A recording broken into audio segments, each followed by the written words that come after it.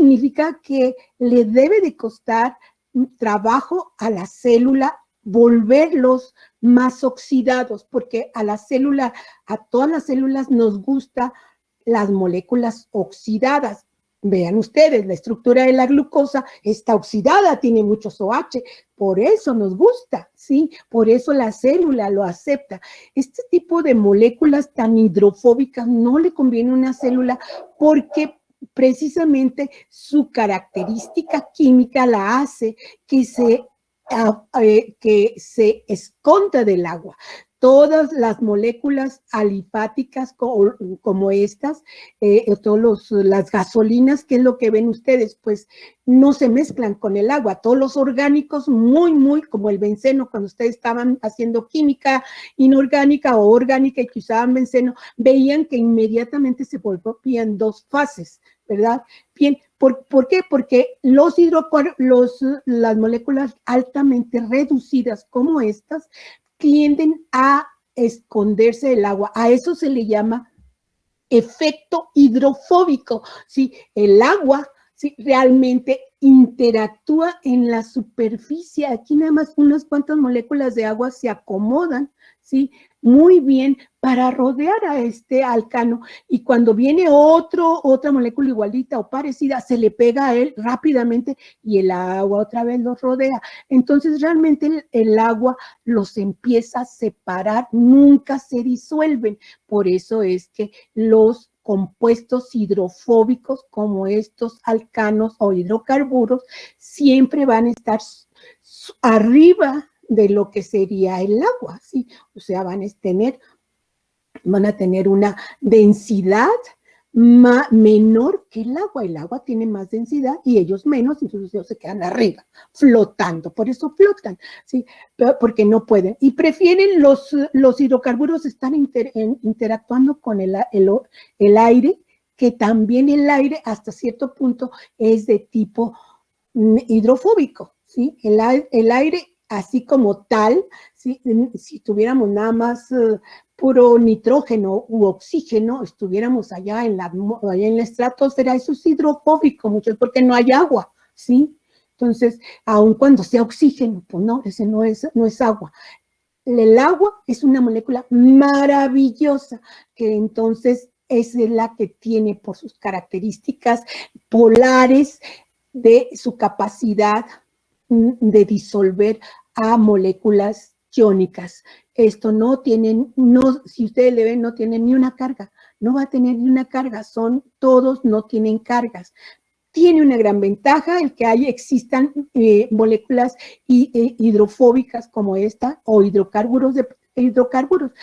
No nos gusta mucho en la actualidad ahora el tema de los hidrocarburos porque nos han generado un gran problema ecológico debido a su difícil utilización.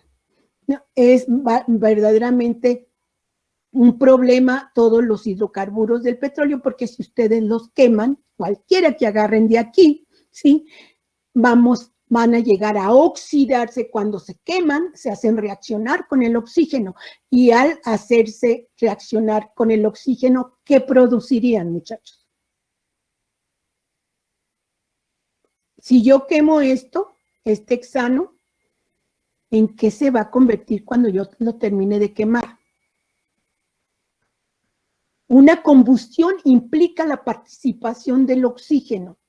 Por eso nosotros realmente estamos quemando la glucosa, y durante ese proceso de quemar la glucosa, o sea, la estamos oxidando. ¿Por qué? Porque le estamos precisamente haciendo que se llegue hasta a combinarse con el oxígeno, los carbonos que tenemos nosotros. ¿Y qué es lo que se produce en el camino, muchachos, cuando quemamos a la glucosa? CO2 y agua, ¿sí? CO2 en el ciclo de Krebs y agua en la respiración. Esa es la combustión de la glucosa. Entonces, si ustedes queman al hexano, ¿qué van a obtener?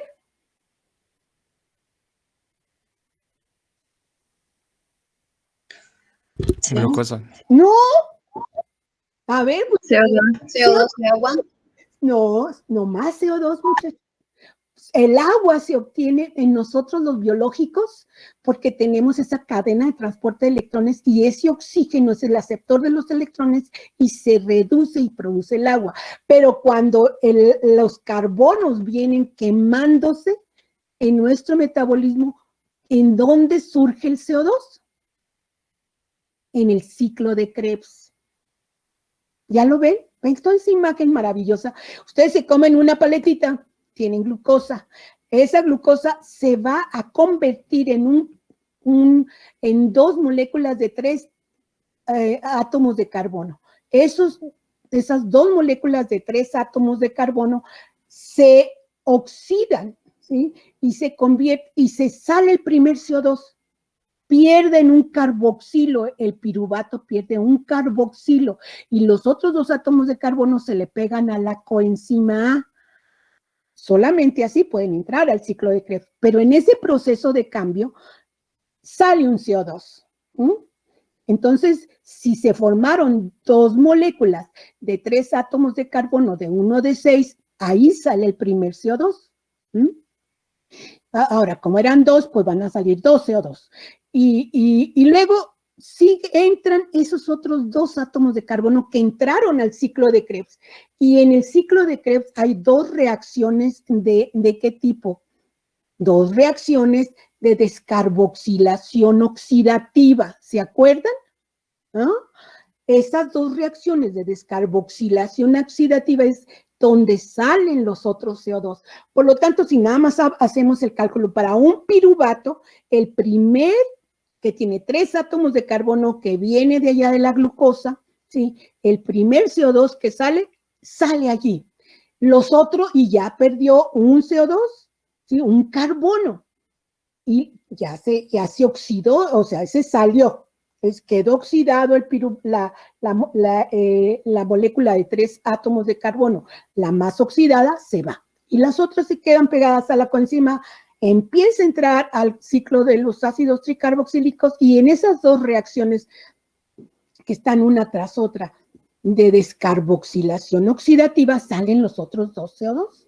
Por lo tanto, esos 3 átomos de carbono que entraron, que venían de la glucosa, van a salir como CO2. Esa es la combustión. Nosotros estamos quemando el azúcar. Si ustedes ahora ustedes agarran a la gasolina y le prenden fuego, pues ¿qué es lo que van a producir? Más que nada CO2.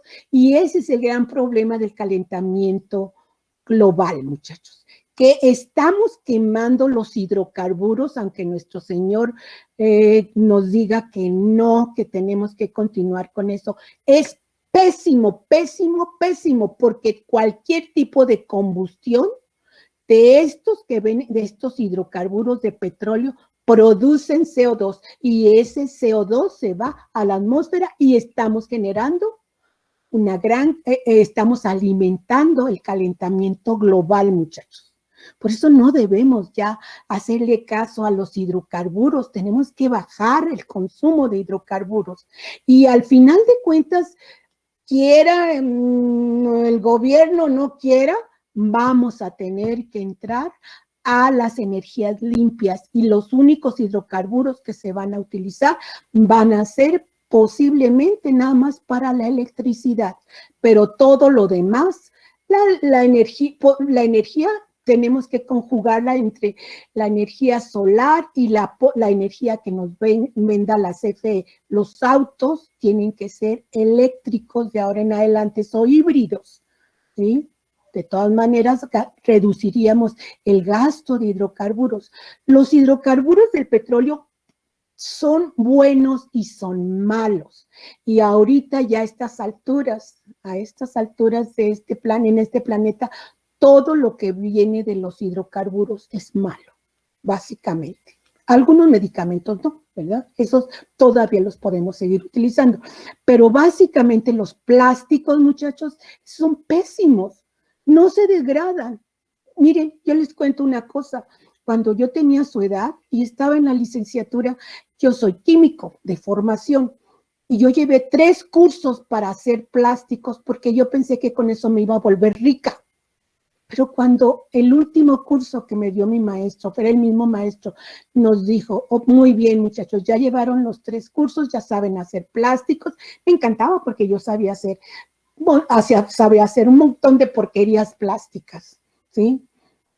Y dijo, ok, ya saben, ya aprendieron, pero ¿saben qué? Esto es lo más contaminante del planeta. Ahora les enseñé este curso para que ahora aprendan ustedes a revertir el proceso. Pues no, dije, pues no, eso no me sale, ¿verdad? Como dicen, pues mejor dije, yo no me voy a dedicar a hacer plásticos. Y fue cuando descubrí las proteínas, que son polímeros naturales, y me enamoré de las proteínas. Y todo, pues viene, y las proteínas, pues son los componentes de todos los seres vivos, y por eso es que me convertí en bioquímica, pero esa es la razón, muchachos, eso es lo peor. ¿Sí? Y miren, de eso ya hace 50 años, muchachos. Y ahorita yo siento que estamos en lo que me dijo mi maestro, en la contaminación más alta debido a los hidrocarburos de petróleo. Bien, pero las bacterias, muchachos, son muy lindas. Muchas de ellas pueden. Acuérdense que decimos, pues eres lo que comes. Y si estás en un medio que hay petróleo, hidrocarburos, esas moléculas tan reducidas, pues hay que oxidarlas para que adentro de nosotros ya se pueda, una molécula oxidada en el interior de su célula puede ser utilizada como combustible, que es lo que le pasa a la glucosa. La glucosa viene oxidada, tiene muchos OH, entonces es un excelente combustible, ya no tiene que dar tanto salto la célula para oxidarla, que ya viene oxidada, ¿no? De tal forma que allí ya. Pero estas otras que no están nada oxidadas, ahí van a tener que trabajar las bacterias. Realmente, como acabamos de ver, los hidrocarburos que provienen del petróleo, pues pueden ser lineales, como todos los alcanos alifáticos, hexano, octano, metano, ¿sí? Todos esos son moléculas alifáticas o aromáticos. Los aromáticos dieron lugar allá en los años 60, 70, a muchos derivados de petróleo que empezamos a utilizar incluso como insecticidas. De aquí salieron los insecticidas. Y pues a mí me echaban de la cabeza para los piojos. Imagínense, ahora está totalmente prohibido. No se puede utilizar bien. A todos los más en la escuela cuando nos piojábamos, pues la maestra agarraba una bomba y lo echaban en el cabello. Como si fuera ahora el desinfectante para el ¿cómo se dice? El COVID. Ándale, sí. Pero era una bomba que se empujaba y nos echaban en la cabeza. No se morían. Bien. Pero ahora mucho más de eso, ¿verdad? Ya podemos resaltar eso. Ya aprendimos que los hidrocarburos pueden ser usados por microorganismos que contienen enzimas que se llaman monogenasas y biogenasas. Entonces vean cómo ya existen enzimas que pueden oxidar a esas moléculas tan grandotas y altamente reducidas.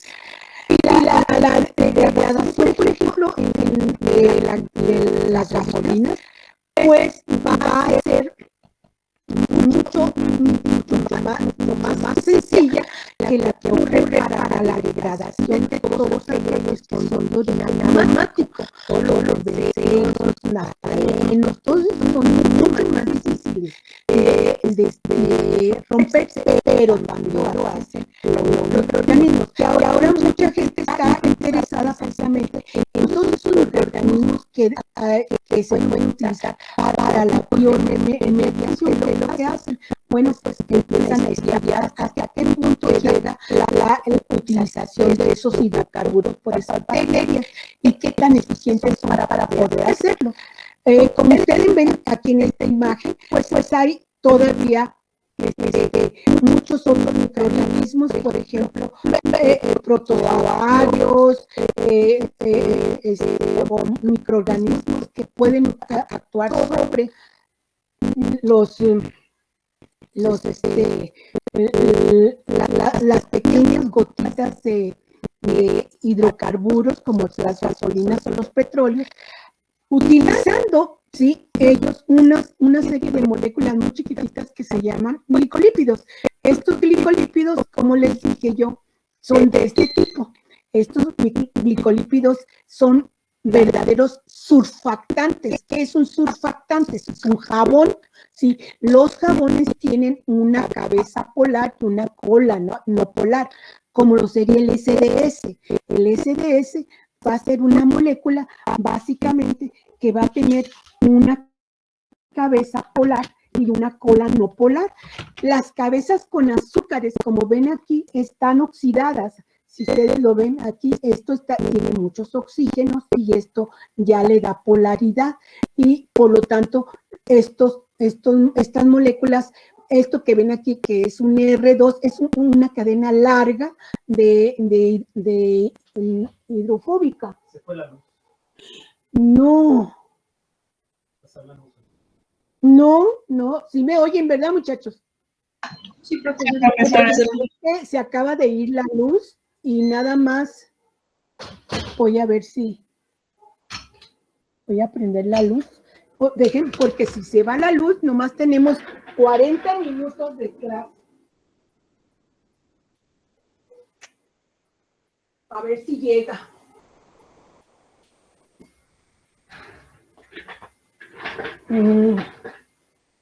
No se preocupen, aquí estamos. No me preocupo, porque si no nos quedamos sin clase. Oye, Juan Pablo, ¿no quieres ver si te cuento en partes, si allá abajo se está flasheando nuestro, de esta cosa, y el vecino no es que nos va a cortar, ¿eh?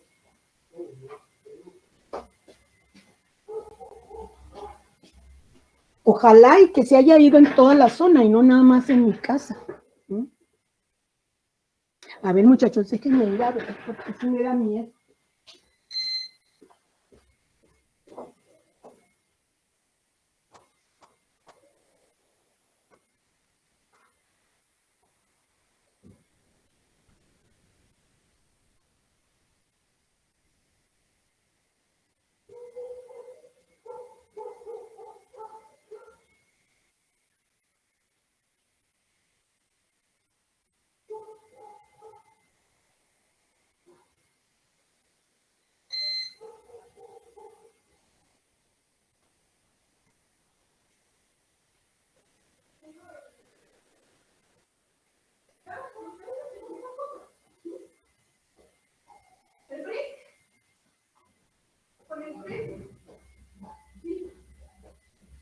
Yo creo que ahorita regresa la luz, muchachos, porque se fue en toda la zona, ¿sí? Y es que una vez me cortaron la luz, ustedes se acordarán. Ahorita tengo el break y me dura 15 minutos. Yo espero, ya llegó. Qué bueno, entonces vamos a seguir. Vamos a seguir no hay ningún problema. Muy bien, ya no me quedo sin clase. Bien, entonces estos glicolípidos pues tienen cabezas polares muy grandotas y entonces van a formar como si fueran jabones. Se van a formar unas verdaderas micelas. Así. Aquí tendríamos una y luego otro y ahora otro y se forman micelas.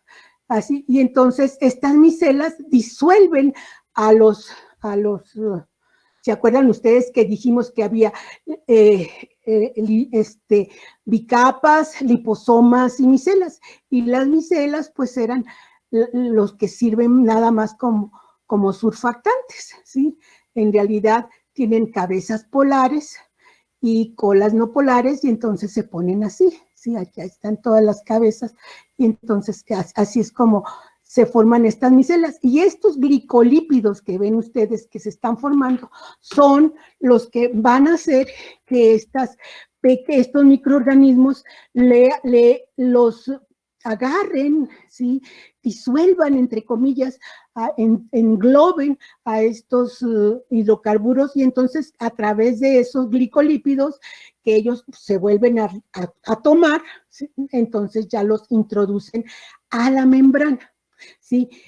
Allí en la membrana es donde se encuentran o incluso entre la membrana muchos microorganismos tienen monooxigenasas en la membrana o pueden llegar a tener hasta varias monooxigenasas en el espacio periplásmico. Entonces, con estas monooxigenasas que verdaderamente son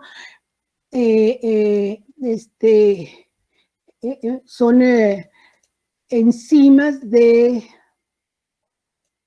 estas monooxigenasas que son enzimas de membrana, ¿sí?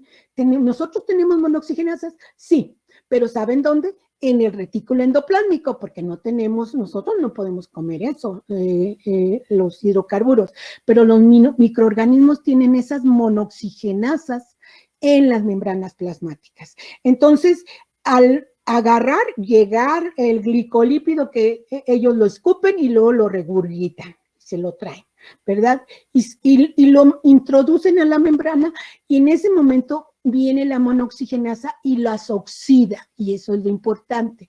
Debe de haber tanto monooxigenasas y dioxigenasas. ¿Sí? De todo depende para a qué tipo de hidrocarburo van a utilizar. Bien, muchos de los microorganismos más conocidos son las pseudomonas, porque ellas sobre todo también pseudomonas aeruginosas y micobacterias y nocardia petrolífera, ¿sí? Esas son las que más comunes se utilizan para las degradaciones de los hidrocarburos. Si ustedes van a un charco de la calle y hacen un muestreo donde haya hidrocarburos, allí en la mitad de la calle y con un isopor lo ponen en una placa, van a ver que hay bacterias y esas son bacterias que contienen monooxigenasas, ¿sí?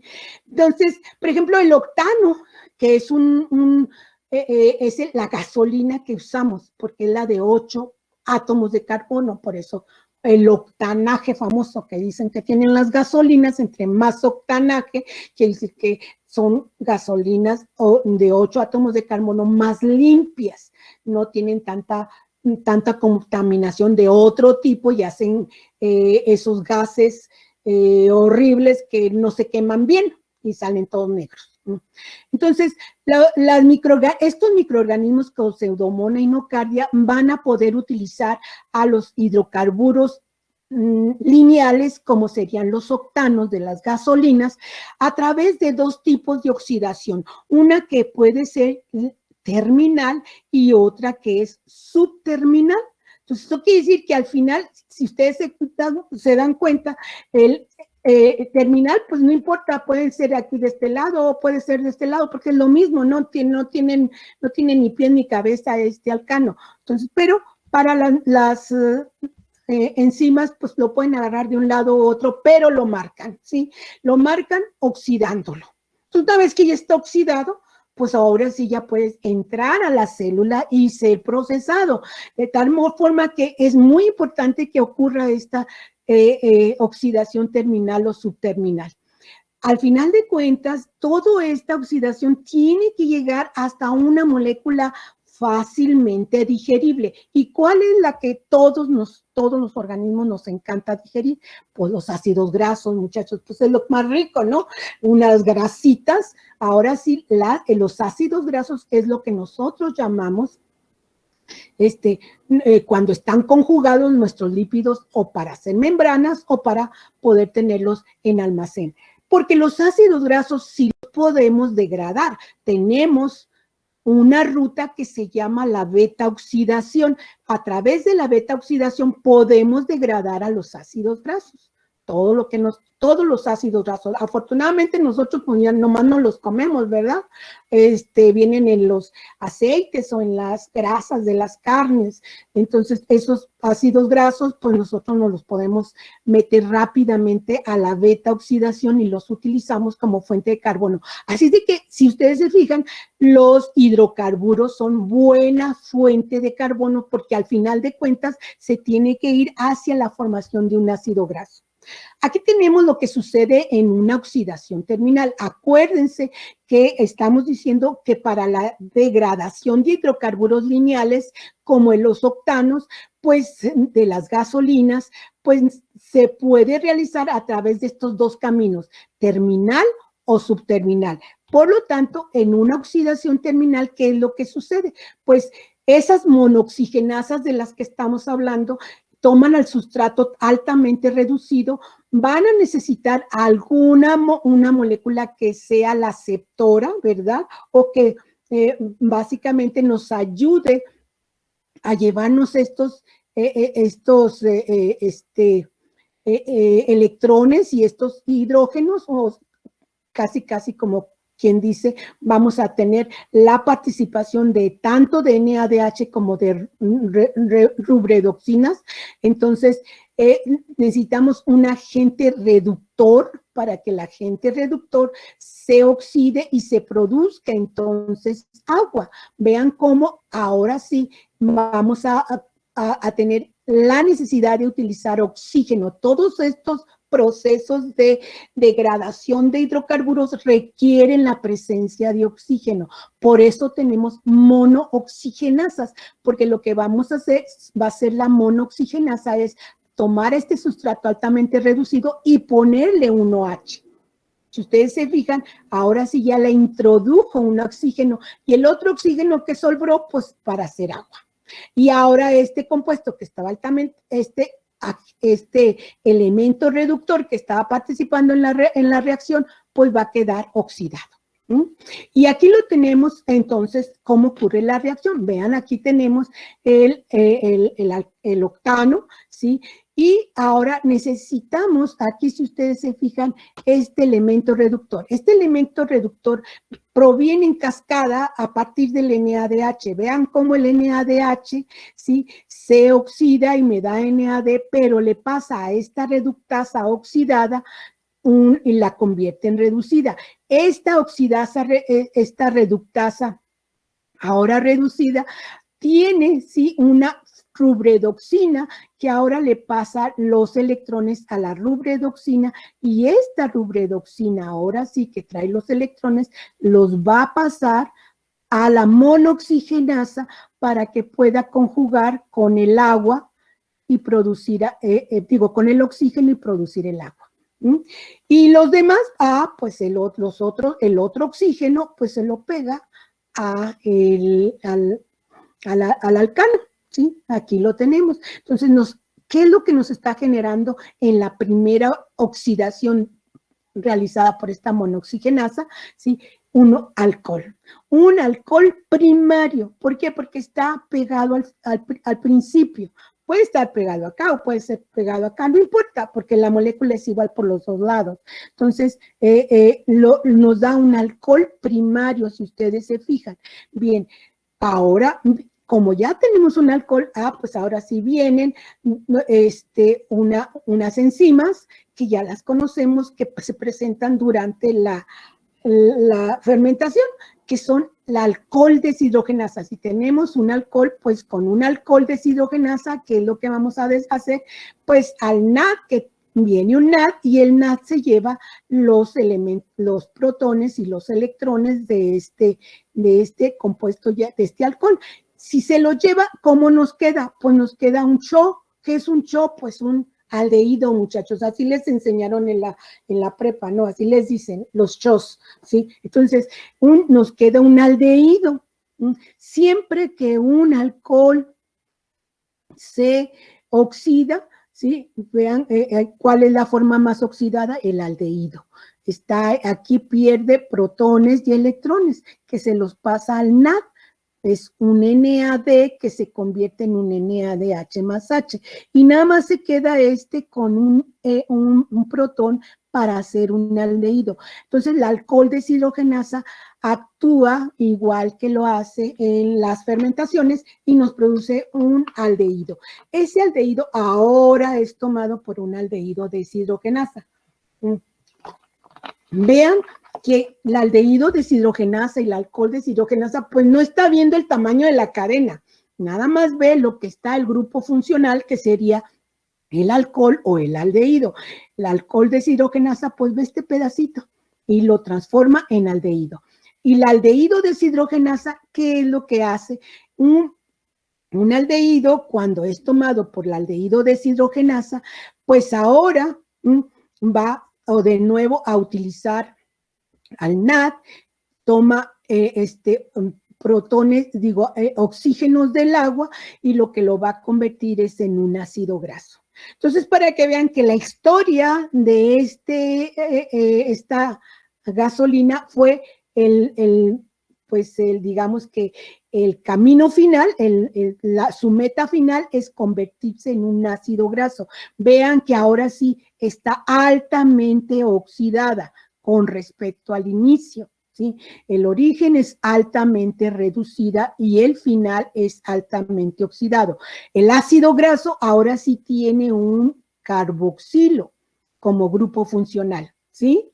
Entonces, eso es lo que hace una monoxigenasa y son enzimas de membrana. Y está haciendo entonces lo que llamamos una oxidación. ¿De qué tipo? Terminal, muchachos, aquí está, ¿sí? Y nos da, fíjense, en esta oxidación terminal yo les voy a destacar las cosas más importantes para que ustedes vean. En la siguiente, en una oxidación terminal, las monoxigenasas producen un alcohol primario y el alcohol primario se convierte en un ácido graso, de tal forma que se requiere también la participación de rubredoxinas y NADH, o sea, elementos reductores. Poder reductor. En una oxidación terminal necesitamos el sustrato altamente reducido, un poder reductor y oxígeno para que se produzca un alcohol primario, y el alcohol primario sigue su camino hacia la formación de un ácido graso. Bien, en la oxidación subterminal también es catalizada por monoxigenasas. Lo que pasa es que aquí le va a costar más trabajo. Vean por qué. Aquí tenemos de nuevo la gasolina, ¿sí? El octano, vamos a suponer que es un octano. Entonces viene la primer monoxigenasa, ya en esta reacción es la misma que acabamos de hablar, ¿sí? Se requiere oxígeno y se requiere poder reductor, de tal forma que esta monoxigenasa transforma en un alcohol secundario. Vean que ahora se produjo el OH aquí en el segundo átomo de carbono de la gasolina. ¿Y qué es lo que tenemos? Pues bueno, pues ya, ni modo, ¿verdad? Le dio chance de que se hiciera este alcohol secundario. Este es un alcohol no primario, si fuera primario estaría aquí, pero es alcohol secundario porque está en este átomo de carbono, en el segundo átomo de carbono. Por lo tanto, ahora viene la segunda, ¿sí? Ahora viene una alcohol. Si tenemos un alcohol secundario, tiene que venir entonces para convertirse en uno que esté oxidado y que pierda este hidrógeno, pues viene una alcohol deshidrogenasa. Pero un alcohol secundario, como está aquí, no me va a dar un aldehído, me va a dar una cetona. ¿Sí? Se lleva NAD, se lleva los protones de estos dos de aquí, por lo tanto, por lo tanto, nos va a dar una cetona. En el caso anterior era más fácil porque estaba aquí en la cabeza, ¿verdad? El alcohol, por entonces me daba un CHO, pero aquí me va a dar un SO, un CO, ¿verdad? Una cetona. Por lo tanto, esto se va a llamar metil, porque tenemos aquí cetona, ¿sí? Tenemos una metilcetona. Por lo tanto, el primer producto de una oxidación subterminal es una metilcetona. ¿Ok? Bueno, viene ahora, ¿sí? Una segunda monoxigenasa. De nuevo, las monoxigenasas utilizan poder reductor y oxígeno. ¿Y qué es lo que van a hacer? Pues van a reducir al oxígeno, producir agua. ¿Pero qué le pasó a nuestro sustrato? Esta monooxigenasa, pues como tiene una metilcetona, pues no hay a dónde meter el oxígeno. Pues dice, pues ahí acomódamelo, ¿no? Y vean lo que se genera. Un compuesto en el que tenemos un metilester, ¿sí? Y ya no vamos a poder tener el ácido graso grandote que nosotros teníamos. ¿Por qué? Porque al venir una molécula de agua que va a romper este enlace éster, lo ven aquí, este enlace éster, entonces me va a dar un alcohol primario y una, ¿cómo se llamaría muchachos? A ver, alguien me dice, ¿qué compuesto es el CH3COOH? ¿Es un ácido graso? Pues yo diría que sí. Pero ¿Ácido acético? Eso mero, es un ácido acético. Exactamente, entonces nos produce un ácido acético y un alcohol primario. Pues como ya se produjo un alcohol primario, pues lo toma otra vez una monooxigenasa que sí utiliza, que hace las oxidaciones terminales y lo convierte al final de cuenta en un ácido graso. Realmente aquí tenemos un ácido graso chiquititito, pero aquí nos forma un alcohol primario, aquí se rompe y nos forma este ácido, ácido acético, ¿verdad? Y un alcohol primario. Entonces, en una oxidación subterminal podemos destacar una cosa, que la oxidación ocurre en el segundo átomo de carbono, dando lugar a una metilcetona, porque ocurre precisamente en el segundo átomo de carbono. Y eso es lo que lo destaca. Posteriormente, la participación de una alcohol deshidrogenasa nos va a producir un metil acetato, sí, es un, no es un metilestearato, ¿sí? Un estearato, porque este es un enlace todo esto que tenemos aquí es un enlace de tal forma que entonces ahora viene una acetilestearasa o esterasa, una acetilesterasa, y lo que nos hace acetilesterasa, aquí está la monooxigenasa que nos da el compuesto metilestearato. Y luego viene una estearasa que rompe aquí y nos da ácido acético y un alcohol primario. ¿Sí? Y el alcohol primario ya puede seguir su camino hacia la formación de un ácido graso, como lo vimos en el caso anterior. Entonces son muy simples el metabolismo de un alcano, básicamente.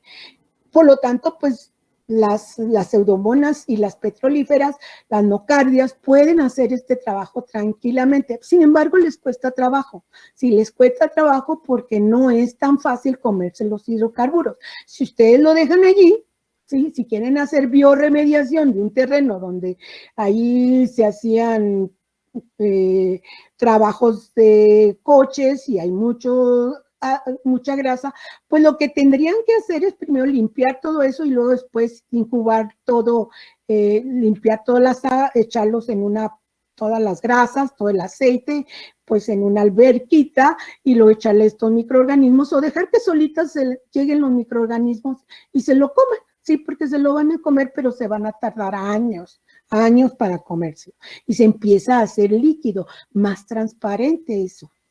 Pero sí se tarda mucho, ¿eh? Afortunadamente para esto, pues sí, ya existen microorganismos genéticamente transformados y lo hacen más rápido, ¿no?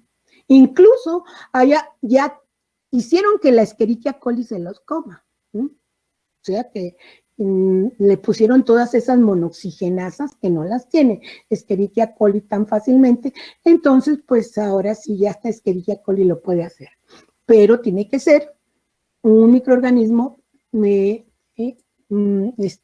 genéticamente transformado. También las nocardias las han utilizado eso. Bien, pero no solamente hay los que son de una sola ligadura, como los que acabamos de ver. Los peores son los propilenos y los propenos, muchachos, que son estos que tienen doble ligadura, son polímeros que tienen dobles ligaduras. Y este es aunque es un hidrocarburo que proviene de los alquenos, que no huele y que no tiene color, pues es muy utilizado para los productos que nosotros usamos de manera diaria, ¿sí? Todos estos productos provienen precisamente del petróleo. Por eso, si bien el petróleo es muy tóxico porque se produce por combustión, se produce ese CO2 que nos está dañando como desde un punto de vista ecológico. Ahora lo peor es que cuando tenemos estos propilenos, producimos pues muchos productos que no son biodegradables. Realmente todo este propileno que se parece al etileno, el etileno tiene una doble ligadura más, pues es el más utilizado por la industria química para hacer todo lo que usamos, todas las jeringas ahorita para vacunar, todo eso, muchachos. Cuando ustedes lo hacen, se ven así como estas bolitas bien lindas. Esos son los polímeros de propileno. Y entonces, por eso a mí me gustaban los plásticos, porque esto entonces son maleables, los sostiene uno o los puede calentar y hacer la figura que ustedes quieran. Pues son los que se usan, se calientan y se echan a través de, en la industria, se echan a través de tubos para poder, ya hacia los moldes para poder hacer todos estos productos, ¿verdad? Así es de que pues sí, son terribles porque ya después no se descomponen, muchachos. El propileno, sí, puede ser degradado por este Rhodococcus rhodocorus, ¿sí? Eso sí. También, de nuevo, necesita monoxigenasas. Estas monoxigenasas, como siempre, van a meter oxígenos a la molécula. Dado que tiene una doble ligadura, pues se aprovecha la monoxigenasa allí. Vean cómo la monoxigenasa siempre va a estar allí acompañada de un poder reductor.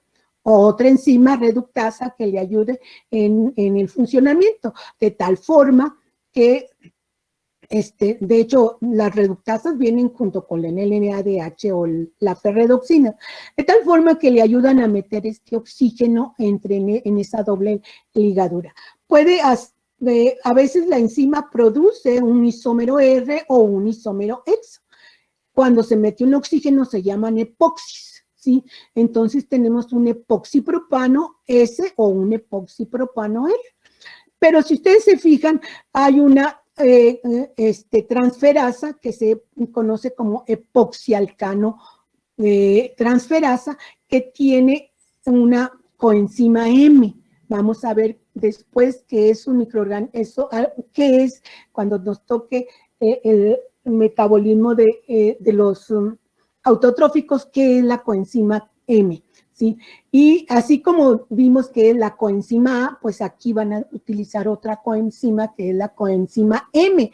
Y vean cómo también esta coenzima M tiene el mismo grupo reactivo SH para poder hacer ahora pegarse esta coenzima M a este epoxipropano por cualquiera de los dos isómeros.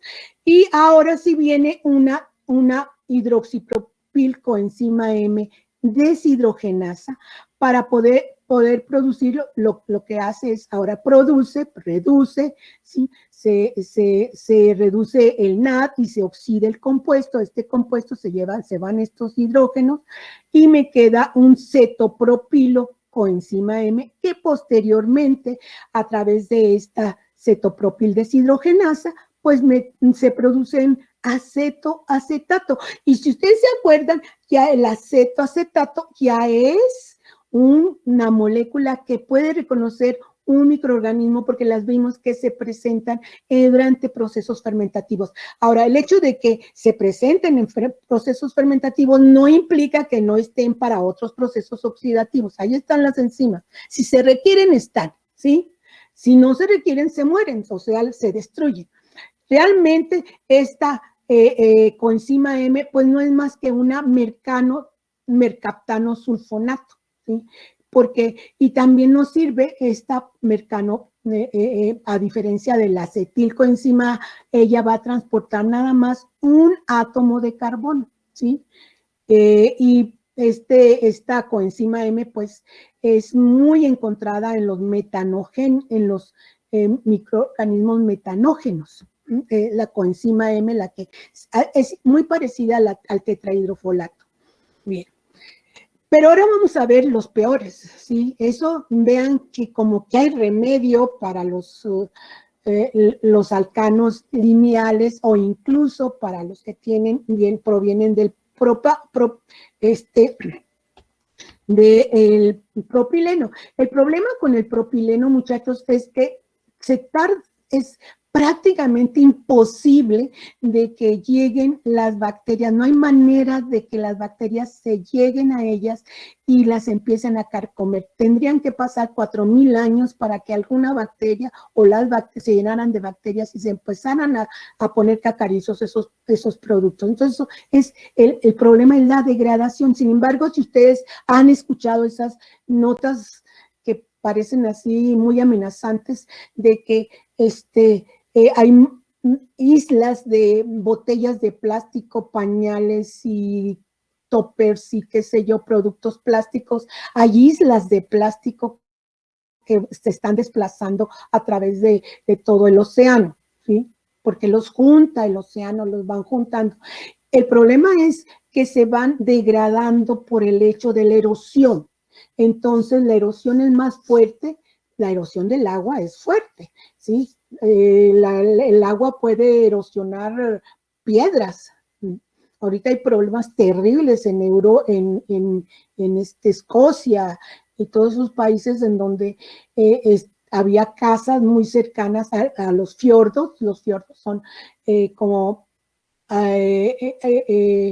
pues hagan de cuentas como un fiordo es como no es acumulación de agua, sino como un pedazo que quedó de que el mar fue erosionando la tierra y se quedó como un muro muy grande. Entonces, mucha gente le encanta vivir en los fiordos y hacen sus casas ahí, pero ya debido al calentamiento global ha aumentado el volumen de agua y entonces llegan con mayor fuerza y están carcomiendo la tierra y muchas casas se han venido abajo. Entonces, no crean que esto es tan sencillo, muchachos. El calentamiento global es verdadero y pues se nos está acabando el mundo. Precisamente por eso. Entonces, nosotros tenemos herramientas microbiológicas que podemos utilizar para poder ayudar, sino detener, ayudar, ¿sí? Nos faltan muchas cosas por hacer, pero las podemos hacer. Yo no creo que sea imposible, ¿verdad? Porque les contaba de la erosión de estos propilenos. Estos productos que nosotros utilizamos y que de manera inconsciente o sin educación tiramos al mar, en las basuras, pues este tipo de materiales son erosionados y se forman pequeñas microesferas que las tragan los crustáceos y los peces, etcétera. Y esos, pues no lo pueden, una vez que se lo tragan, pues ya no se pueden degradar. Entonces esos a la larga no los comemos nosotros, los comemos los peces, los crustáceos. Entonces nosotros nos estamos intoxicando con esos compuestos también, que también pueden llegar a ser cancerígenos. Entonces es un círculo vicioso en el que estamos cayendo debido a esa inconsciencia de utilizar muchas cosas de plástico. Por eso sí hay que tener idea de que, pues bueno, yo sé que a mí no me gusta cargarme una bolsa de tela para el mandado o lo que sea, pero pues ni modo, yo siempre cargo una en mi bolsa para si voy al mandado, pues allí echo mis cosas, o si voy a cargar algo, pues allí echo mis cosas y trato de ya no usar muchas bolsas en el supermercado ya no dan, entonces ni en los otros lugares donde uno compra, a mí me dan todo en la mano, después yo traigo mi bolsita. Entonces, sí, yo creo que tenemos que tener conciencia en ese sentido de que debemos de aportar un poco de conciencia hacia la tierra. Sin embargo, Pues los peores son los que vienen de los compuestos aromáticos, muchachos. Esos son terribles porque son recalcitrantes. O sea, es dificilísimo de quitar, ¿sí? Así cuesta mucho trabajo. Y uno de los productos incluso naturales aromáticos como la lignina, que son cerca del 25% de la biomasa de la superficie de la Tierra, y también el carbón y el petróleo, pues vamos a aumentar este porcentaje de esos compuestos aromáticos. Todos estos compuestos también se tienen que oxidar bajo condiciones aerobias y también, al igual que los de en la degradación de hidrocarburos alifáticos es mucho más sencilla, a diferencia, pues más bien que los de los alifáticos es mucho más sencillas, estos es más complicado, ¿sí? Por ese anillo aromático. Sin embargo, hay microorganismos que pueden también, más bien que tienen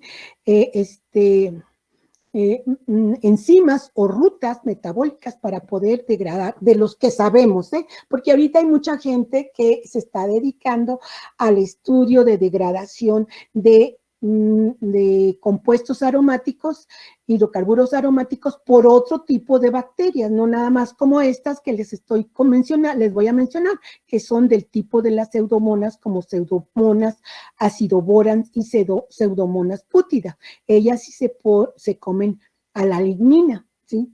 Entonces, ahí es donde se ha visto qué es lo que le pasa a los compuestos aromáticos. Estos hidrocarburos aromáticos en general son tóxicos. Estos no se miden, porque muchos de los herbicidas y los pesticidas pues sabemos que son tóxicos, ¿sí? Para las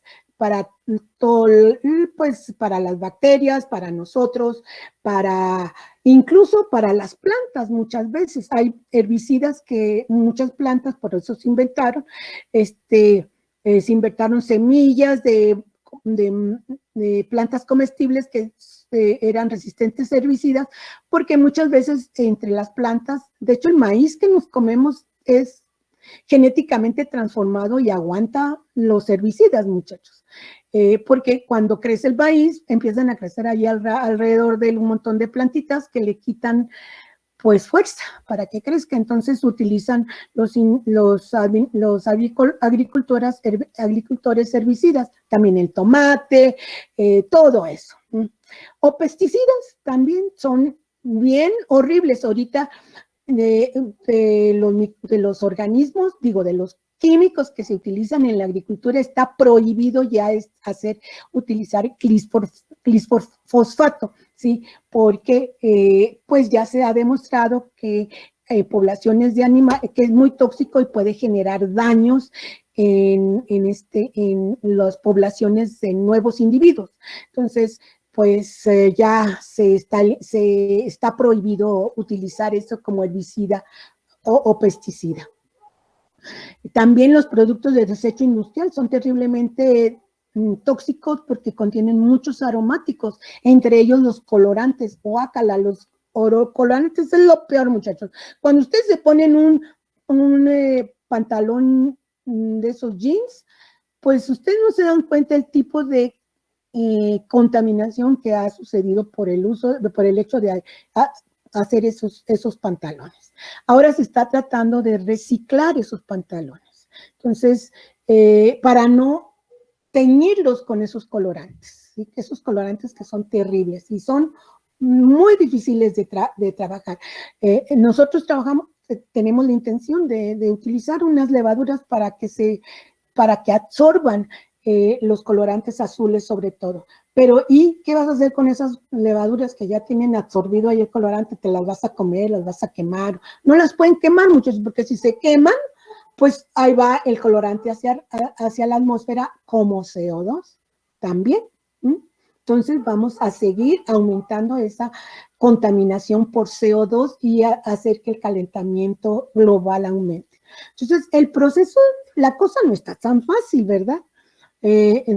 Así es de que, pues estos mejor los echamos para que se lo coman las bacterias. Entonces, los compuestos que pueden ser atacados por microorganismos pueden ser desde el tolueno, el benceno, el ácido benzoico, el fenol, el ácido salicílico, los naftalenos. Los naftalenos en mis tiempos cuando yo era niña, muchachos, pues se usaban mucho para que se murieran las polillas y no se comieran nuestros abrigos. Yo vengo de un lugar muy frío que sería de Ciudad Juárez, Chihuahua, y en el invierno, pues si uno no ponía naftaleno, allí bolitas de naftaleno en el ropero, venían las polillas y se comían mi suéter. Yo me acuerdo que llegué una vez a ponerme para ir a la escuela, pues era el único suéter que tenía, todo lleno, carcomido de los codos y del frente, por las polillas, porque llegaban las polillas y se asentaban allí y pues empezaban a comer lo que era la lana. En ese entonces la ropa era más orgánica, era de o algodón o lana, ¿sí? Entonces, sí había de popelina, pero la popelina era muy cara. Y así que mi mamá pues me hacía vestidos de algodón. Entonces el naftaleno quedó prohibido incluso su producción. Ya muy pocas industrias utilizan naftaleno. Sin embargo, ustedes pueden ver dónde viene naftaleno. Si ustedes compran pastillas de esas aromáticas para el baño, esas contienen naftaleno. El mandelato también es otro compuesto orgánico incluso. Entonces, estos productos tienen anillos aromáticos que deben de degradarse y los productos de degradación deben de ser incorporados al metabolismo central para ser utilizados como fuente de carbono. Entonces, hay tres intermediarios, ¿sí?, a los cuales se pueden convertir esos anillos aromáticos. Uno es el catecol. Vean cómo el catecol es como un benceno con dos OHs, uno al lado del otro. Y estos provienen, se han visto que se producen muy fácilmente por la lignina y compuestos aromáticos que contienen grupos aminos, van a dar lugar al catecol. El protocatecuato es este otro compuesto que está, aunque tiene nombre chistoso, pues es más o menos como si fuera un catecol al que le ponemos en este pedacito un carboxilo, ¿sí? Estos son este intermediario oxidado, vean cómo ya están oxidados. Si el tolueno, el benceno, el naftaleno eran de esa forma, pues ahora ya van a estar oxidados. Muy reducidos, ahora ya van a estar oxidados. Estos son los productos oxidados que son intermediarios durante la oxidación de esos compuestos aromáticos, de tal forma que este protocatecuato, pues es otro de los intermediarios que se pueden presentar. El otro es el gentisato. Los naftalenos y otros hidrocarburos aromáticos generalmente dan lugar al gentisato. Ahora vean que este es también altamente oxidado, ¿sí?, pero con una distribución de los OHs en posiciones distintas. Entonces, esos son, para su información, los tres intermediarios a los cuales se tienen que abocar los aromáticos, la degradación de los aromáticos. Realmente, si ustedes se fijan, el que más fácil de llegar a él es el catecol que tiene estos dos OHs ahí pregados, porque desde el fenantreno, naftaleno, mandelato, tolueno, triptofano, benceno, fenol, alanina,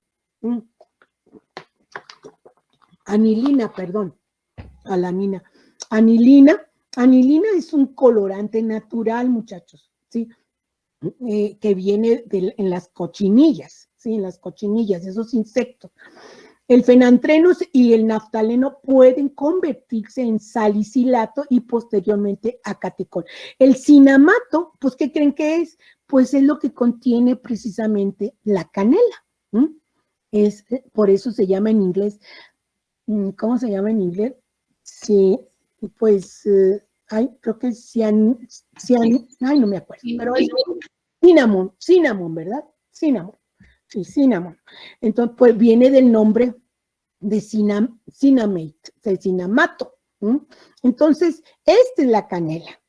Pues para que vean que estamos en contacto de muchos aromáticos que a veces vienen de origen natural, como la anilina, el salicilato o el cinamato, o incluso la vainillina que ustedes le echan allí, que lo toman y lo tenemos como aromatizantes. ¿Y a poco creen que ustedes tienen microorganismos degradadores de vainillina en el estómago? Pues no, para su información no. Estos se van al suelo y pues ahí son degradados por bacterias de suelo.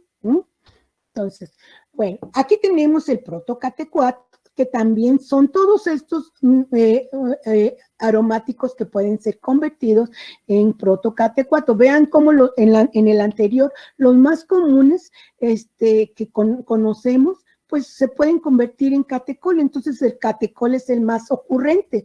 El protocatecuato, pues también todos aquellos que contienen COH, como derivados del benzoato, por ejemplo, van a ser llevados hasta la formación de protocatecuato. Vean que casi todos tienen COH en sus cadenas, excepto ¿sí? Pero todos se van a ir a convertir a protocatecuato. Hasta el chiquimato. Chiquimato es un intermediario de la síntesis de los aromáticos, ¿sí? De los aminoácidos aromáticos. Así de que pues también, ¿sí? Se puede convertir en protocatecuato y adiós. Ahora, ¿qué tan importantes son estas rutas para los eucariotes como nosotros? Pues sí son muy buenas, muchachos, porque al final de cuentas también nosotros podemos reconocer algunas estructuras que también se produce por la degradación de los aromáticos por los microorganismos.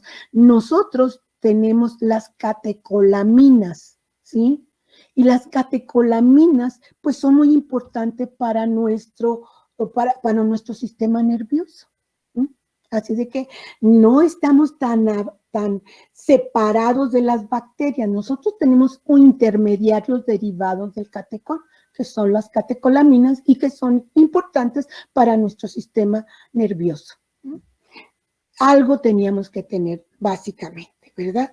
Bien, pero pues, ¿qué es lo que va a suceder con cómo se pueden romper estas estructuras aromáticas? Se requieren entonces monooxigenasas o dioxigenasas, cualquiera de las dos, o a veces conjugadas. Tanto las monooxigenasas que vimos anteriormente para la degradación de alcanos, pueden participar también en la degradación o en la ruptura, más que nada, del anillo aromático. Las dioxigenasas, pues se describieron que eran mucho más eficientes estas dioxigenasas. Realmente, tanto monooxigenasas como dioxigenasas son enzimas de membrana, tienen que estar al inicio de la entrada de esos hidrocarburos, porque si estuvieran en el citosol, pues no serviría de nada, pues para aquí que llega el hidrocarburo, pues ya quién sabe qué habrá pasado, ya se agregó porque va a entrar en un medio acuoso y ya no va a poder ser tomado por las enzimas, no, antes de que entre estas enzimas oxigenasas lo agarran y lo rompen. ¿Sí? Y vean cómo, pues todo depende de dónde va a ser la ruptura para hacer el catecol por estas monooxigenasas o dioxigenasas, de acuerdo precisamente a los grupos que tengan allí en el anillo bencénico. Los grupos que tengan el anillo bencénico o se pueden eliminar y darnos un benceno como tal, o pueden dirigir acuérdense que a ustedes les enseñaron que había grupos en los anillos bencenos que dirigían la entrada de otros componentes, de otros radicales, de tal forma que pueden hacer como en este caso, que haya un radical que dirija en qué posición se pueden entrar estos grupos OH y posteriormente, una vez que los acomoda este grupo R, se puede salir, o también que por la entrada de ese grupo OH, aunque lo dirija, pues sale cuando entra ese grupo OH y que lo mete en la enzima y ya deja uno pegado y más fácil para que entre el otro. Entonces, estas monooxigenasas y dioxigenasas lo que van a hacer es que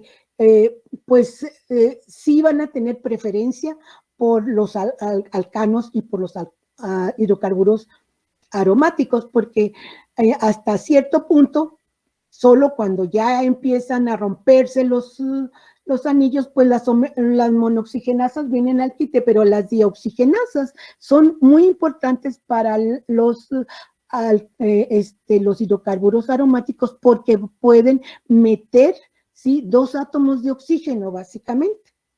Y entonces contribuyen mucho mejor, más eficientemente, hacia la ruptura del anillo. Pero también todo depende de qué tipo de compuesto aromático se trate. Puede participar una monooxigenasa o una dioxigenasa, aunque en los aromáticos es más probable que trabajen las dioxigenasas y en los alcanos y en los hidrocarburos lineales las monooxigenasas. Bien, entonces, para que se rompa el anillo sucede a través de 2 mecanismos. Ya sea que se tenga catecol o protocatecuato, ¿sí? Cualquiera. La ruptura del anillo puede ocurrir a través de una ortorruptura o una metarruptura, ¿sí? Cuando es ortorruptura, ocurre entre los 2 grupos hidroxilos, por eso el catecol es muy fácil de que sea llevado a través de la ortorruptura, pero el catecol también puede hacer una metarruptura, ¿sí? Se puede empezar a degradar a través de una metarruptura. Cuando ocurre la ortorruptura, que ocurre entre los 2 grupos hidroxilos, pues se va a producir un beta-adipato, ese es el intermediario más importante, que al final se convierte en succinato y acetato. Entonces, esto sí les quiero que se lo aprendan, que en los productos finales de una ortorruptura es el succinato y el acetato. Porque ustedes ya los están identificando. Succinato entra directamente al ciclo de Krebs y el acetato, pues también, ¿verdad? Porque el acetato se puede combinar con la coenzima A y ya se hace acetilcoenzima A. En la metarruptura, ¿sí? Esta va a ocurrir adyacente a uno de los hidroxilos y va a terminar en la formación de piruvato y acetaldehído. Entonces, sí, hagan así un cuadrito allí, si están tomando notas, de que ortorruptura produce succinato y acetato. Metarruptura produce piruvato y acetaldehído. No se les olvide, pregunta de examen. Bien, aquí tenemos más o menos de una manera esquemática cómo suceden los pasos más importantes en la ruptura del anillo, la apertura del anillo, cuando se utiliza ortorruptura. Aquí estamos viéndolo para el catecol, ¿verdad? El catecol, si ustedes se fijan, entra el oxígeno y se forman un ácido dicarboxílico, ¿verdad? Aquí vean que es un ácido dicarboxílico que se llama cis-muconato. Es un muconato. Y luego vienen esto quiere decir que hay muchas más reacciones hasta producir un beta-cetoadipato. Y este beta-cetoadipato procede después con mayor número de reacciones hasta la formación de acetilcoenzima A y succinato. En la metarruptura, ¿sí? Si hablamos nada más del catecol, pues aquí es donde va a presentarse la ruptura. Si ustedes se fijan, la entrada del oxígeno también me da un ácido dicarboxílico, pero va a estar hidroxilado. Entonces, ahora se va a conocer como un semialdehído del ácido hidroximucónico. Este era muconato, pues mucónico. Y esto, pues ahora sigue abriéndose hasta formar un 2-zetapentano NO4-enoato, a diferencia de este beta-cetoadipato, y al final de cuentas, pues se rompe y se me da acetaldehído, y aquí ya podemos ver al piruvato. En la ruta del gentisato, el gentisato no tiene una ruta muy propia, ¿sí? El gentisato, por eso es que para romper al gentisato, pues nada más hay el gentisato no puede ser, acuérdense que dije que el catecol y el protocatecuato pueden tener orto y beta ruptura, pero el gentisato no. El gentisato entra directamente a su metabolismo propio. Vienen de nuevo aquí no se sabe si es una monooxigenasa, una dioxigenasa, de tal forma que meten viene el oxígeno, ¿sí? Y se convierte otra vez, vemos también que es un dicarboxílico, pero aquí tiene un piruvato, maleil piruvato, y si ustedes se fijan, este maleil piruvato puede arrancar a la formación de cualquiera de estos productos. Puede irse a la formación de malato, o saliendo un piruvato, se rompe un piruvato, que es lo más seguro es que es esto, y esto por acá, y me quedaría un piruvato más un maleato, y luego este maleato pues se convierte en malato. O se puede ir hacia este mismo maleil piruvato, se va a la formación de fumaril piruvato, y este fumaril se rompe en fumarato y piruvato. Entonces vean que los productos finales son diferentes, y eso sí quiero que ustedes lo recuerden. Bien, ¿cómo son las reacciones de ortorruptura? Si ustedes se fijan, aquí tenemos al catecol o al protocatecuato, cualquiera de los dos. Y aquí vamos a ver que interviene una oxigenasa, al igual que esta otra oxigenasa. Bien, entonces, una vez que entran las oxigenasas, pues se produce, si es el catecol, el cis-muconato, o este otro 3-carboxis, porque ahora tiene debido a este carboxilo que se tiene aquí, se forma un 3-carboxi cis-muconato. De tal forma que ahora, ahora viene una hidrolasa, ¿sí? Se rompe, aquí lo puse al revés, ¿sí? La dioxigenasa va arriba y la hidrolasa va abajo. Entonces, esta es una hidrolasa, esta es una dioxigenasa, y ahora pues se libera este CO2 que tenemos aquí, y se nos va a formar un 4-cetoadipato enolactona. El muconato es mucho más fácil de convertirse en esto, a través de una hidrolasa también. Aquí están dos hidrolasas, de tal forma que ahora sí ya viene la formación de un 3-cetoadipato a través de esta otra hidrolasa que es 2-ceto-4-carboxipent 4 enoico, ¿sí? Entonces es medio complicado, pero nomás piensen que es una hidrolasa. Las hidrolasas ahora, ¿qué es lo que van a hacer? Es seguir rompiendo, ¿no? De tal forma que ahora viene esta aldolasa que va a va a romper esta molécula de ser 3-cetoadipato. Aquí entra una coenzima A en este punto para obtener esta coenzima A y ya producir o dar chance a que se me forme este acetilcoenzima A. Aquí tenemos una acetilcoenzima A, viene otra coenzima A y luego se nos forma succinilcoenzima A para dar succinato y se libera la coenzima A para volver a pegarla, para que se vuelva a pegar a este anillo y se forme de nuevo coenzima A, esta coenzima A que tengo aquí. Bien, la ruta es compleja, mucho más compleja que todas las rutas metabólicas que hemos visto. No nos vamos a meter mucho en los mecanismos porque no estamos viendo, no vamos a preguntar, es demasiado ser tan específico para ver las rutas de esa manera, pero sí les voy a pedir que se aprendan cuáles son los productos. Habíamos dicho que de esta ortorruptura, ya sea para el catecol o para protocatecuato, pues era el acetilcoenzima y el succinato, o el acetato y el succinato. Sí, es muy importante que ustedes recuerden que los dos pueden sufrir ortorruptura.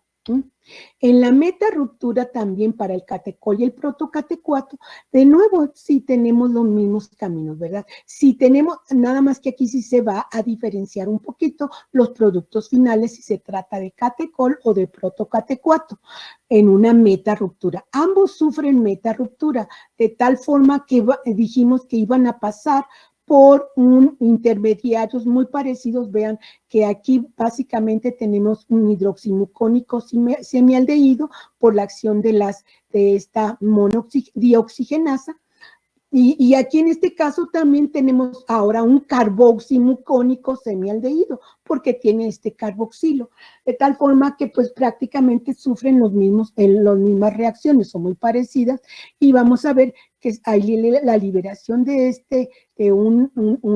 un ácido fórmico en los dos casos, y para dar este intermediario de 2-cetopentano, 2-cetopentosa 4-enolato y 2-cetocarboxipentosa 4-enolato. De tal forma que ahora vienen las hidrolasas, siempre vienen las hidrolasas a romper o a meter agua, y ahora se hacen unos cetovaleratos. Este es un derivado de cetovalerato, al igual que pero aquí sí ya hay diferencias. Aquí en esta reacción se va a romper, ahora se rompe este compuesto para darnos un piruvato, que sería, aquí tenemos un piruvato, y un acetaldehído, este sería el acetaldehído. Y acá en este caso, pues no, hay puros piruvatos. Aquí tenemos un piruvato y acá tenemos otro piruvato. Entonces, la diferencia es que en uno tenemos, en el protocatecuato, por una metarruptura me va a dar 2 piruvatos, y el catecol me va a dar un piruvato y un acetaldehído. En la ruta del gentisato, como vimos, entonces el gentisato también tiene una gentisato dioxigenasa, ¿sí? Que es esta que tenemos aquí, para darnos este intermediario que es el malilpiruvato. Este malilpiruvato ahora va a ser tomado por una reductasa, ¿sí? Que lo va a llevar hasta la formación de fumarilpiruvato, y una vez que ya se convirtió en fumarilpiruvato, pues nosotros vemos que aquí hay un piruvato y acá hay un fumarato, ¿sí? Entonces se forma un fumarato y un piruvato. Y realmente, en la ruta del gentisato, pues es la responsable de la oxidación de compuestos aromáticos con hidroxilos en la posición para, ¿sí? Orto, acuérdense que decíamos orto, meta, para, ¿sí? Entonces, en posición para, es por eso que pues son muy comunes en la ruta del gentisato, para poder degradar a esos hidroxilos en posición para. Bien, pero los aminoácidos aromáticos, pues por eso se llaman así, son anillos aromáticos también, y son naturales. Y es por eso que también existen estas frutas que posiblemente también los microorganismos los utilizan para degradar los aminoácidos aromáticos, como la fenilalanina. La fenilalanina se empieza a degradar a través de una fenilalanina monooxigenasa, y esto va a oxidar a la fenilalanina a tirosina, y entonces se desamina para dar un para-hidroxivenilpiruvato. Y luego ya después vienen más reacciones de oxidación en las que va a haber dioxigenasas que incorporan oxígeno molecular, y al final se produce fumarato y acetolactato. Aquí tenemos a la fenilalanina, aquí tenemos a la enzima monooxigenasa, ¿sí? Que igualito, una monooxigenasa siempre acompañado de poder reductor, se convierte en tirosina, una transaminasa, que lo que le va a hacer es aquí quitarle este NH2 y convertirlo en carbonilo, perdón, y me da un orto-meta para hidroxifenilpiruvato.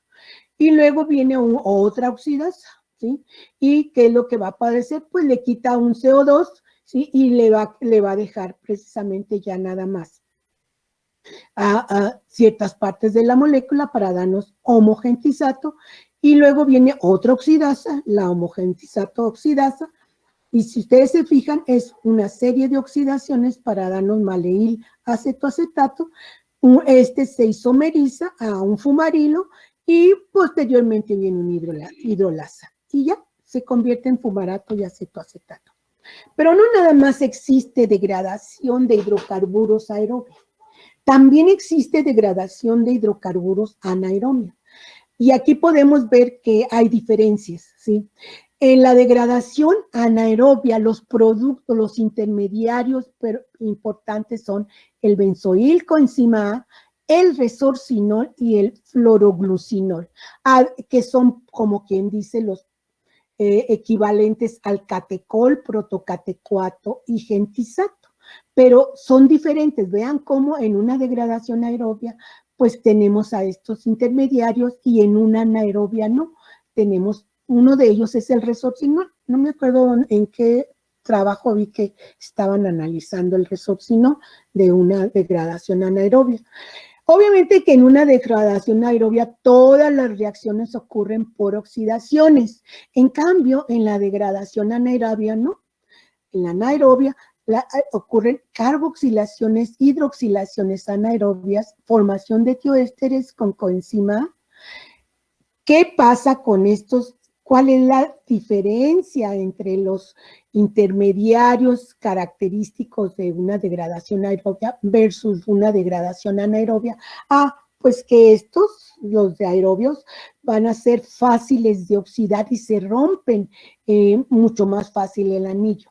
Sin embargo, en la anaerobia son fáciles de reducir, o sea, se vuelven más reducidos. El anillo es roto por el oxígeno en una degradación aerobia. En cambio, en una degradación anaerobia puede ser por reducciones o incluso por deshidrataciones o hidrataciones, básicamente, por la adición de agua. ¿Cómo es que ocurre la ruptura? ¿Cuál es la diferencia de la ruptura entre una degradación aerobia y una degradación anaerobia? ¿Cómo se rompe el anillo aromático? Pues el anillo aromático en la aerobia es un ataque oxigénico directamente sobre el núcleo del aromático, pero en esta de la degradación anaerobia no.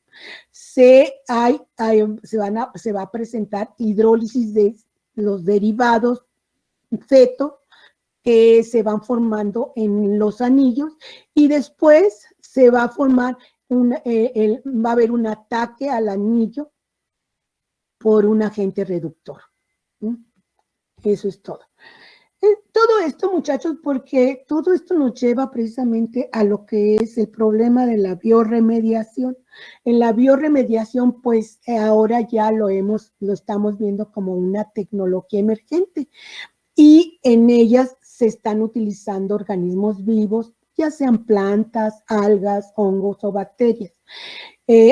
Hay plantitas que se han visto que crecen en lugares donde hubo derrames de petróleo. Entonces, ¿por qué están creciendo? Esa es la pregunta. Y se están analizando a ese tipo de microorganismos. Y yo desde las hojas, los tallos y las raíces.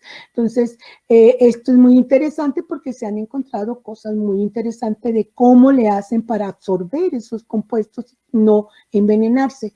Bien, entonces, algunos microorganismos pueden incluso transformar o degradarlos o transformarlos a otro tipo de molécula y de esa manera pues se podrían retirar esos contaminantes o inactivarlos y poder así atenuar el daño sobre el suelo, sobre el agua o sobre el aire, ¿sí? Ahora también, por ejemplo, hay gente que está trabajando en filtros para las casas o para los negocios que filtren los gases de, pues hay muchos lugares donde están cerca de industrias que tienen muchos gases, que están lanzando a la atmósfera y se están inventando una serie de filtros para que esos filtros que contienen microorganismos que no son patógenos, pues al detener los gases, pues se los coman, ¿sí? Todos los productos de los gases. Y esto pues es bueno porque ya podríamos empezar a controlar todas esas aguas que se contaminan por las aguas que vienen de las industrias o incluso de las fábricas, no las fábricas, sino de las donde se hace el petróleo que andan haciendo allá en Tres Bocas, pues esas cosas que están haciendo, sí, ¿cómo se llama?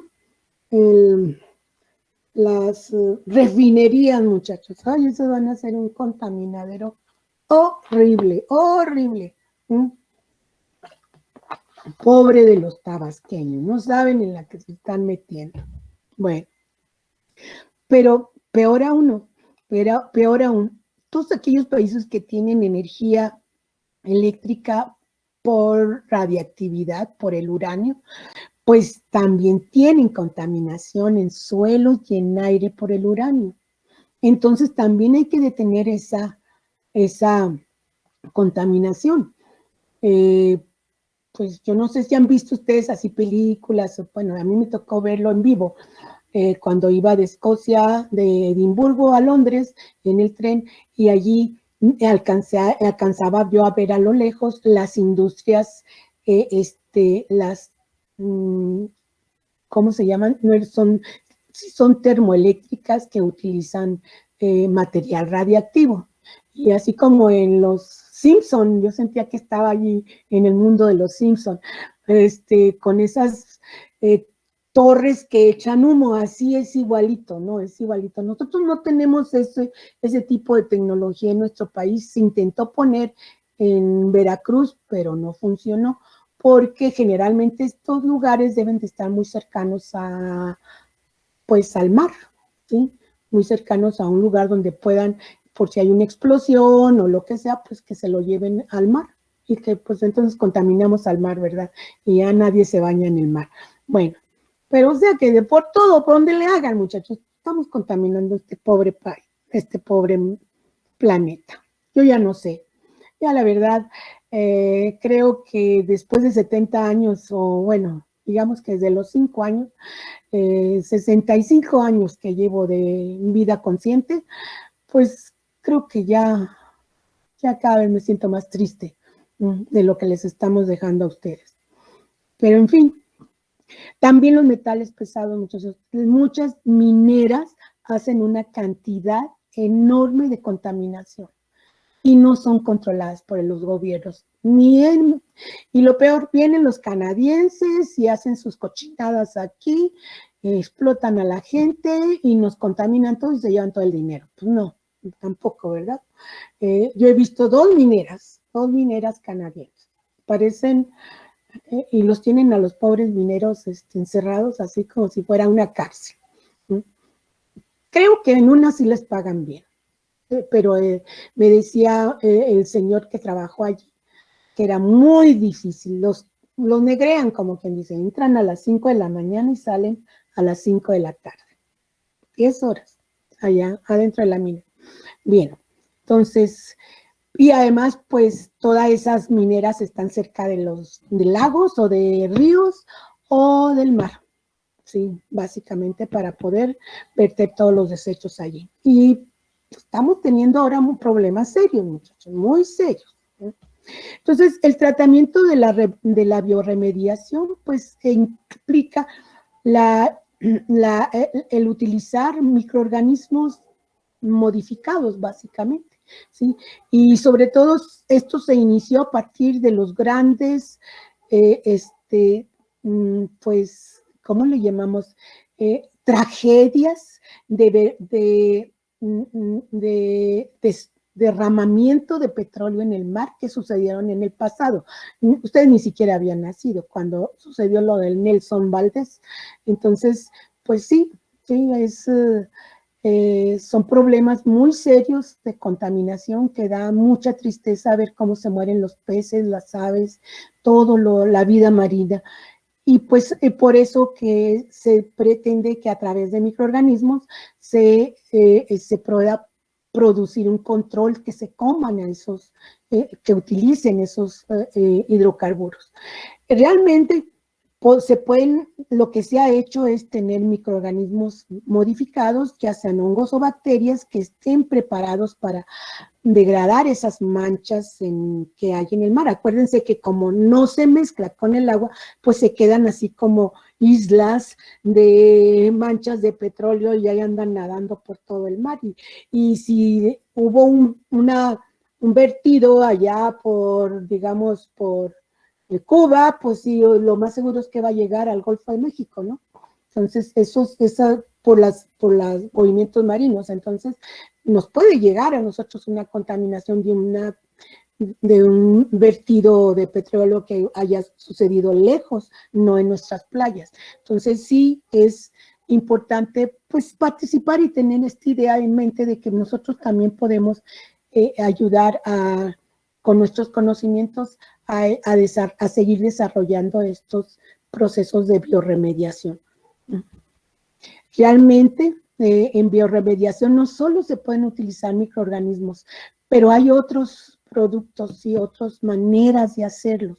Y se puede hacer recuperación natural, poner barreras, retirada manual, contratan a mucha gente, mecánica, absorbentes por vacío. Hay muchos otros con lavado de agua caliente, con lavado de agua a alta presión, limpieza con vapor, chorro con agua, algún solidificante, agentes limpiadores.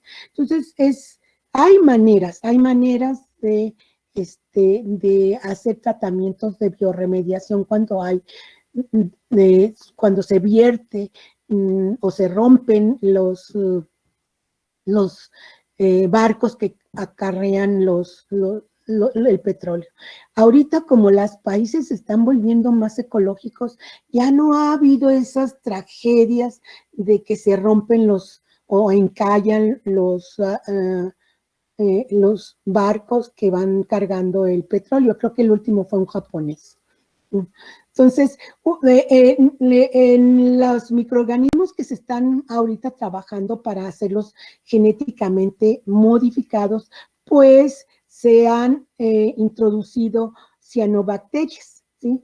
Se han utilizado el uso de cianobacterias a los que se le meten los genes de las pseudomonas para que puedan degradar los hidrocarburos. Acuérdense que les he platicado que Pseudomonas tiene tiene esas rutas metabólicas. También hay bacterias transgénicas que se pueden utilizar. También hay otra, como es el Deinococcus radiodurans, para eliminar productos radiactivos en el suelo y aguas subterráneas. Y ahora se ha visto que después de la explosión de Chernobyl hay algunas levaduras y hongos y plantitas que están creciendo y están desarrollando características de eliminación de todo el uranio que está por ahí todavía contaminando. Realmente lo importante es utilizar el material genético de bacterias que son resistentes a metales para insertarlos en plantas. Y entonces estas plantas van a adquirir esa característica de degradar a esos materiales. Por ejemplo, hay un experimento válido, exitoso, que se utilizó un gen que se conoce como MERA y codifica para la enzima reductasa del ion mercúrico, que es muy tóxico. Los iones de mercurio han contaminado por muchos años las aguas de los mares de Japón, porque hubo un tiempo en que Japón fue el mayor productor de aluminio. Entonces, para eso se utiliza mucho mercurio y ahora pues están todos contaminados y por eso ahora están haciendo tratamientos con estos microorganismos. Y si ustedes van y tratan de hacer aislados de materiales que tienen hidrocarburos, pues se han encontrado desde gram negativos, positivos, cocos y hongos. Dentro de los hongos, desde Aspergillus, Trichodermas, Fusarium, esos son los más comunes de suelo. Y de las bacterias, de los bacilos gram negativos, pues prácticamente todos los que les llaman pseudomonas, sí, son los más comunes. Y de los positivos, pues los actinomicetos. Este es un problema que yo les puse para que ustedes lo empiecen a trabajar y me lo suben. ¿Sí? Esto lo tienen que realizar, un problema de investigación sobre biorremediación. Y pues van a considerar que hay un derrame de un compuesto orgánico en un suelo. Y producto va a percolar, ¿qué quiere decir? Que se va a filtrar hasta las capas más profundas y anaerobias. Mediante una serie de pruebas se observa cómo ese compuesto va desapareciendo y se transforma en otros productos debido a la acción de los microorganismos. También se analizaron otros compuestos presentes en el suelo, como sulfatos y carbonatos. Y aquí vemos en esta gráfica los compuestos que han sido analizados a lo largo del tiempo, sí, varias semanas. Entonces, yo lo que quiero que me digan es qué tipo de microorganismo degrada el compuesto en las 3 primeras semanas. Ustedes tienen que fijarse, ¿no? Y explique por qué creen que esa clase de microorganismo está haciendo esa degradación y nombre algún género. Por eso les doy todas esas tablas. Esto lo van a entregar dentro de una semana. ¿De acuerdo? Les voy a subir esta presentación. ¿De acuerdo? Sí, profesora. Ándele, pues. Bien, con esto terminamos lo de los hidrocarburos, pero vamos a empezar ahora con, como ya vimos, todavía nos quedan 15 minutos, muchachos, ni crean que los voy a dejar salir. Como vimos que los hidrocarburos se tienen, sobre todo los lineales, ¿verdad?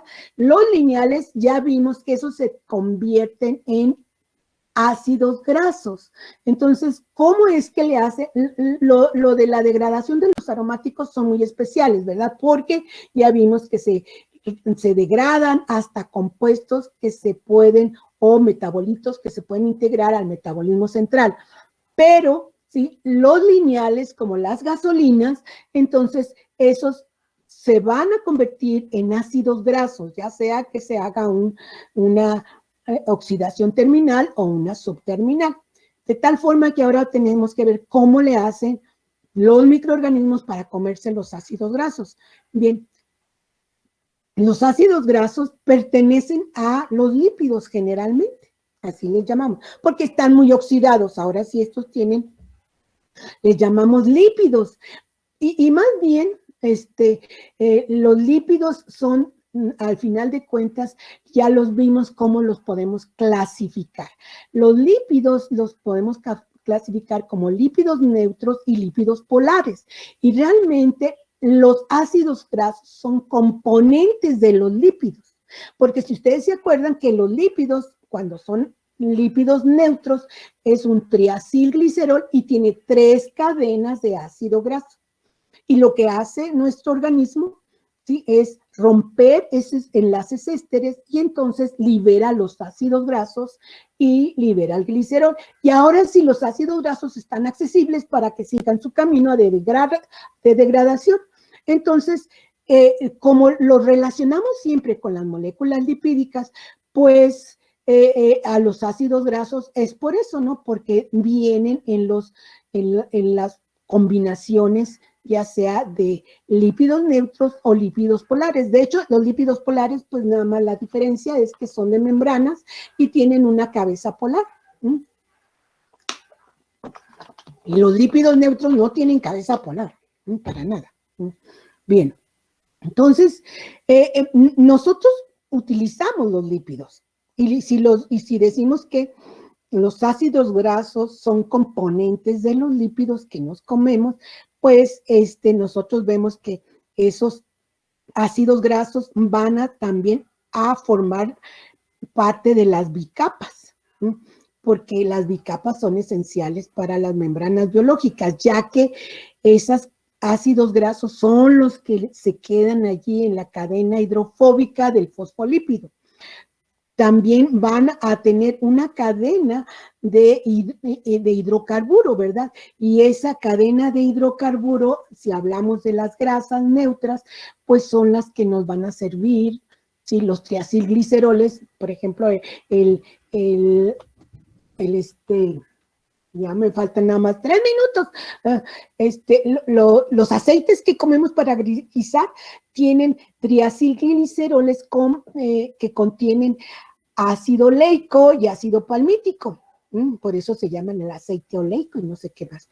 Entonces, allí vienen los ácidos grasos que nosotros cuando los tomamos, esos aceites vegetales, pues los rompemos y utilizamos a los ácidos grasos que vienen allí como fuente de energía.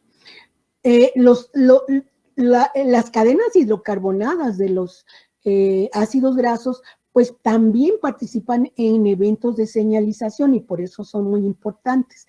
Y para nosotros los eucariotes con mayor razón, también para los procariotes. Entonces, realmente los lípidos que nosotros conocemos pues son de origen biológico y todos ellos van a ser solubles en solventes orgánicos como el cloroformo y el metanol. Si nosotros queremos hacer extracción de lípidos de un tejido, ya sea de planta, de bacteria, o de planta, o de humano, de animal, o de levaduras y bacterias, pues tenemos que usar cloroformo y metanol, una mezcla de ellos, y con eso se extraen los lípidos. Nosotros llamamos los lípidos porque allí pensamos que van los ácidos grasos. Y estos ácidos grasos que vienen en esos lípidos, pues son cadenas con una cabeza de carboxilo, que es polar, y una cola hidrocarbonada de diferente tamaño. Entonces, ahora sí, decimos que los ácidos grasos son ácidos carboxílicos de cadenas de hidrocarburo larga. Entonces, ¿y qué es lo que pasa? ¿Para qué le sirve ese grupo carboxílico?